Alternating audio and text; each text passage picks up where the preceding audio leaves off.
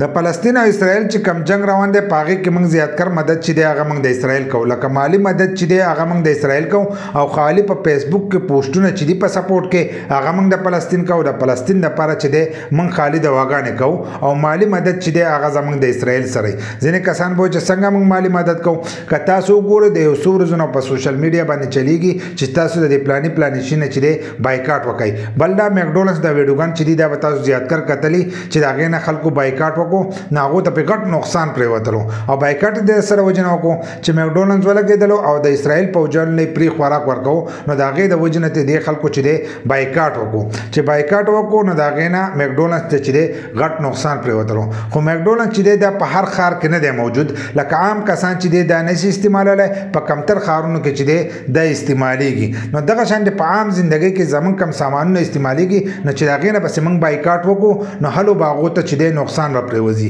دا نقصان به څنګه پریوځي یو ملک چې جنگ کوي نو په هغه وخت کې دغه پیسو ته ضرورت دي کم ګوله بارود چې هغه استعمالي نو دغه هر سره چې دی دا په پیسو باندې کیږي لکه مزایل چې نو دا به لازم د بل ملک نه چې دی په پیسو باندې علي نه هغه مزایل چې والي نو دغه چې دی دا په فلسطین باندې استعمالي خو چې د یو ملک کاروبار رواني لکه اوس دغه کاروبار روان دی دلته کوله موږ هغه شیونه الو او دا غي نه هغه ته چې دغه پرسنټیج دي او پاغه باندې هغه دغه مزایل او ګوله بارود چې دی داخلي او هغه چې دی په فلسطین باندې استعمالي نو چې کله موږ دغه شیونه بایکاټ وکړو نه هلو به اسرائیل ته چې دی نقصان به پریوځي بل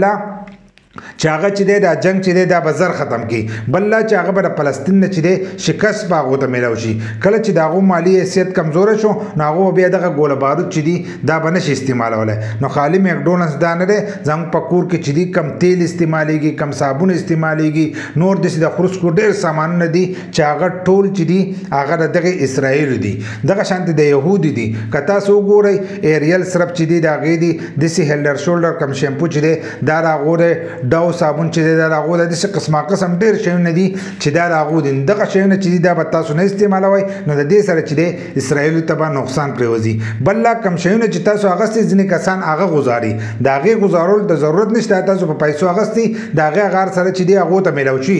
تاسو استعمال کوئ خو کم کسان چې نه وي هلې نو دغه شانتې دا شیونه چې دي دا تاسو مه استعمالوئ چې هغو ته مالي مدد چې دی دا نه میلاویږي لکه څنګه چې خلکو د مکډونلډز نه بایکاټ وکړو دغه شانتې تاسو د دې نورو شیونو نه چې دی د دې نه هم بایکاټ وکړئ دا یوازې مکډونلډز نه دی او هغه خالي چې دی مالدار خلک استعمالوي لږ پکې غریب خلک چې دی په دې جهاد کې هم حصه واخلئ چې تاسو بایکاټ وکړئ نو هغو ته به غټ نقصان چې دی دا میلاو شي که دغه شان تاسو د هغو مدد کوئ نو ستاسو په دې روپو باندې چې دی په فلسطین باندې ګولۍ ورېږي بل چې دا تاسو د هغو سره چې دی دا مدد کوئ کوشش وکړئ چې کم د اسرائیلو پروډکټ دی او کم غټ غټ برانډونه دي چې تاسو د هغو نه بایکاټ